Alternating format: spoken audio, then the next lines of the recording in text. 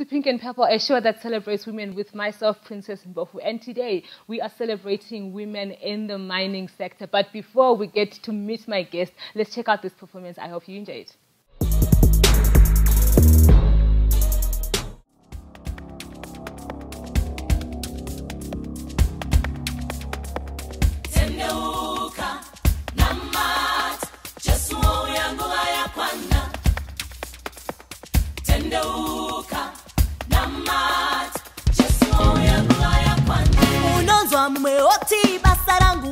Tinda peta munyika ino chimboye dai unonzwa mumwe oti mari yangu andisati ndashaya church never rumbo and that is not my name changaba kunororwa ini honeymoon yacho hey no enda kutupa unonzwa mumwe oti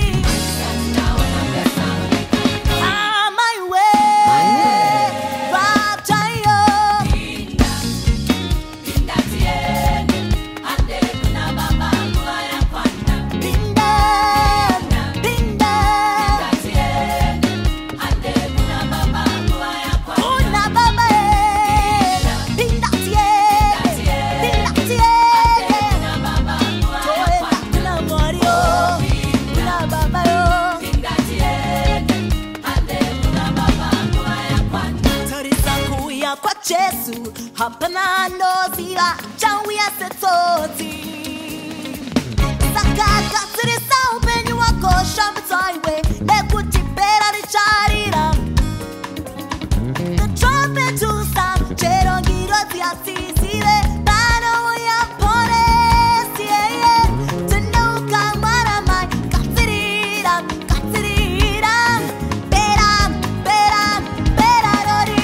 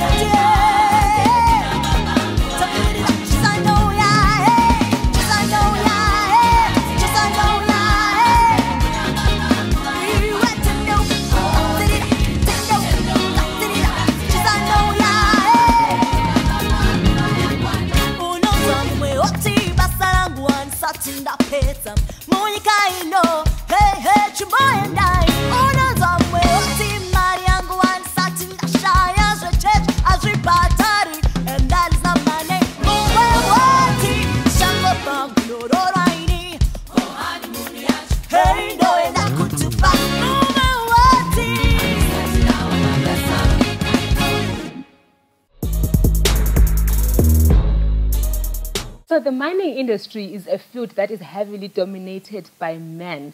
But joining me in the studio today is a woman who's been able to do wonders in the mining sector. Her name is Nicola. Nicola, she corrected me earlier. Grace Hove, how are you doing? I'm good, how are you? I'm fine, thanks. Thank you for joining me today. Thank you for the invitation. Okay, now tell me more about yourself. Who is Nicola?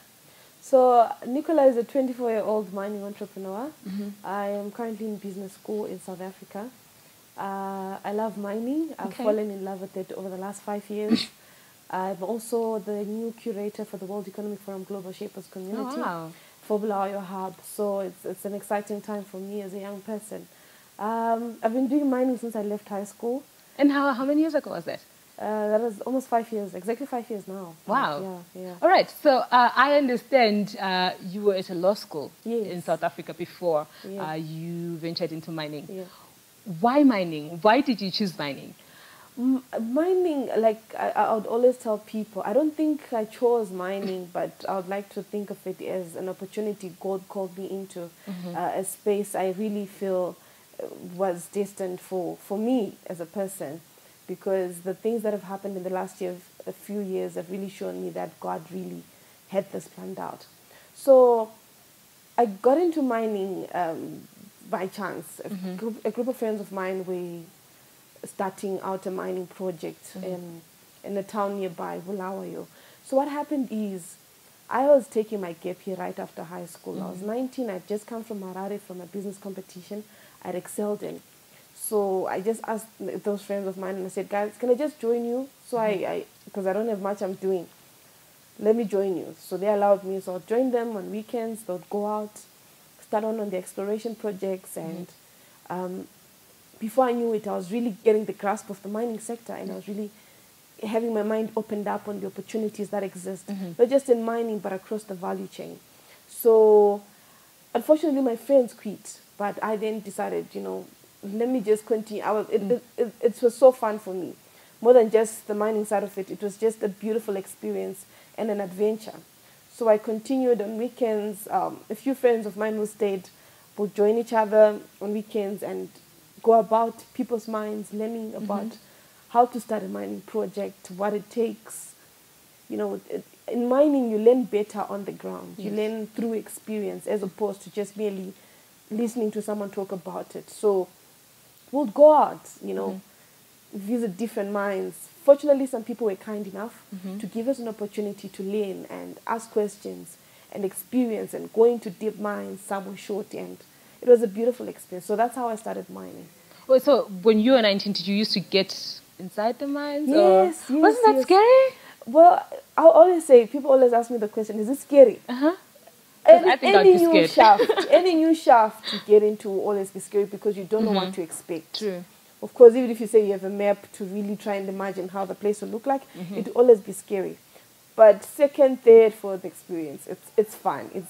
It's adventurous. I'm a very adventurous person, so I really enjoy it. Okay, so and you spend most of your time, right, outside Bulawayo, outside the city. How do you balance though your social life and school and mining? So I don't think there's a balance. I'm still yet to get to a stage where I can confidently say I've balanced. I still have my challenges in terms of because managing school and the work side of it. So, but what I've learned is I think everyone has a 24-hour clock. I always ask myself the question: if someone as successful as someone, all the successful entrepreneurs we know, if they can do it, why can't I do it within the 24 hours? So I constantly have to push myself to say, you know what, assignment, deadline, let's get it done. You have to do this at this point in time. You have to go to Ministry of Mines, you have to visit this person, and it all must be done within a certain time frame. So it's not so much about balancing, but ensuring that you achieve whatever you need to achieve within your given time. Yeah. Okay, but we're going to have to take a quick break. But after the ad break, we're going to talk more about women in the mining industry and some of the challenges that they face and how does one get into the mining industry. So do stay with us.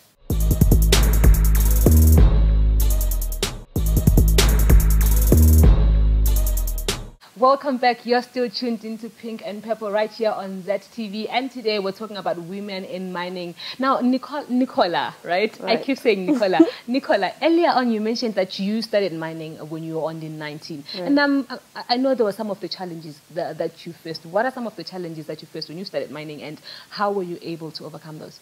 All right. So a very interesting story I'll tell you is that of an incident I experienced. It was in 2014. Yeah. The first ever mine shaft I entered.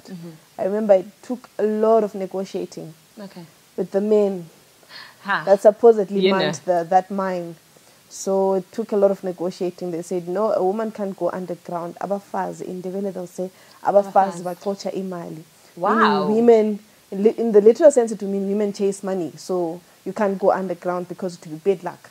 And most of mines, most of the mines in Zimbabwe are in rural communities. So you can imagine the type of communities the mentality that's yes, there. Nothing wrong with rural communities, but all I'm saying is at times the people you'd meet are people who are basically looking for just the basic bread and butter. So their understanding of mining outside just that, gathering and hunting for that moment at times can be quite limited. So I struggled, I remember, just firstly asking people to allow me to see what a mine looks like underground. But with time, what I realized was once as a young woman you really decide you want to do something, I think you just need to set yourself on it and take up the opportunity whenever it presents itself. So one of the other main challenge I've seen, especially with many other women in mining, is the fact that finding finance to capitalize their mining projects has been a challenge. Half the time, a bank will ask you if you have collateral, of which in most cases, women, especially in rural communities, don't have collateral. Yeah. So how do you then expect women to venture into the mining sector when banks' requirements for finance are that stringent for women in particular? So that is one of the biggest challenges, I think, world over, especially in most African mining communities that you come across. I think one other interesting challenge is the fact that there are not so many women in mining, not only just in mining as a business, but also if you go to School of Mines, the numbers are still quite limited. Of course, there's been progress over the years of women taking up mining degrees and mining courses with School of Mines, University of Zimbabwe, and many other institutions around the country. But we still look forward to a day where many more women, it's natural. It's not even a surprise that a woman is in mining. That very fact that we still get surprised that there's a woman in mining says a lot about what still needs to be done. So there's still a lot to be done, especially in breaking the glass ceiling for women in corporate mining, for women in businesses, in the mining as a business, for women who are just technical people in mines. You find that mining, in most big mines, I heard of a recent story, a very interesting story, of especially women who work in big mines, that if you just look at the way a work suit is made, it's not made to accommodate women. So if you find that a woman is, for lack of a better description, very curvy, a work suit is not accommodating for the body of a woman. So that speaks a lot about the fact that the mining sector is still needs to go under a lot of transformation and reforms, policy-wise and also in terms of just the culture and understanding of mining in relation to women's participation. So women also underground face a lot of challenges. I'll tell you, it's not easy underground. Some women can't take, the most paying, especially in big mines, the most paying jobs in mining are those that are underground. So you find that drillers make the most money, the technical people work underground make the most money as compared to people in working on the surface. So, for instance, if you get pregnant and you are working underground, what it basically means is you find most women don't let their superiors know that they're pregnant on time because it means less pay. You're forced to go back on the surface. So those policies within companies are still huge problems that don't allow women to be women in the mining sector. We're expected to transform and adopt certain practices and nuances that make up men before we actually come into the sector for us to properly function. You find that women, by virtue of the uniforms, the overalls that they have to wear underground, are victimized. Victimized for the way they look in work suits, victimized for the fact that they are women. They're women. And they're wearing work suits. And just the design of a work suit itself says a lot about whoever sits down and says, I'm designing work suit for men and women in the mining sector. Okay. I'll get to the details. When you're underground working maybe 6 to 12-hour shifts, you can't come out and go to the loo. You have to use the loo underground. But so if there is a loo underground? Or? Yes, you have to have some form of, what will we call it? Yes, and are those convenient for women? It's not convenient because if some uniforms are made so difficult for women to actually help themselves when they're underground. How do you then remove that uniform when you're underground to relieve yourself? You get what I'm saying? Yes. So there's a whole challenge that stems from the very understanding of mining and what it means, especially for African communities. And then putting women in the sector, we still need to transform a lot about how we think. Women are raped at mines. Yes. Women are killed at mining communities. I know, for instance, in some of the mining communities within Matebeleland, especially in Mad North, there's a lot of sex workers in mining communities, and that in itself needs to be addressed. Do we want, as women, to only position ourselves as commercial sex workers in mining communities, or do we want more out of the mining communities? Because I feel we stand to benefit a lot if we transform the way we see mining communities and not just cash points, easy cash points. Yes. How about... So now, you raised a very interesting point. Like at the beginning, you mentioned that they say that women can't go underground because they chase away money. Especially, yeah, it's very true. Especially in traditional rural mining communities, where it's still a taboo for a woman to even be doing mining. Yes. But how? Just quickly tell me, how were you able to, as a young woman, overcome these challenges? So I had the privilege of getting one of the beautiful mentors I've ever come across in the mining sector. They gave me an opportunity one time to work alongside them and run a small mining project. And through that, I was able to learn faster. But at some point, there was a time where I was required to actually do the work on my own.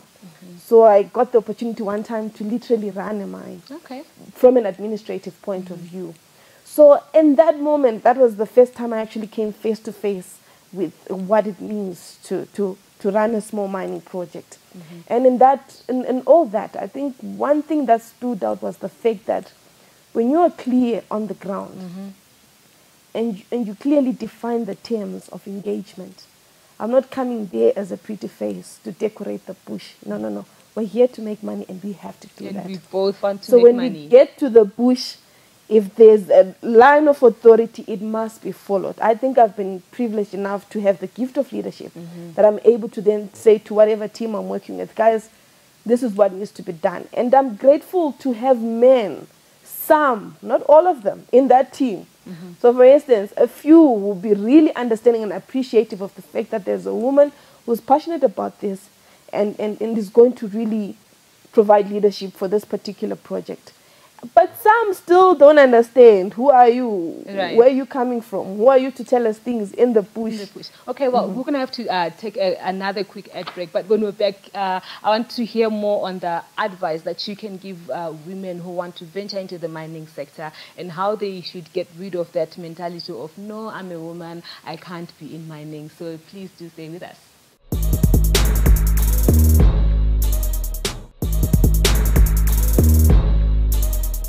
Thank you for choosing us. You're still tuned into Pink and Purple, and this is the third and final segment where we get to play our every week game, the quick tease. I get to ask Nicola questions. She picks from this barrel here, and then I read the question for you. So is that all right? Okay.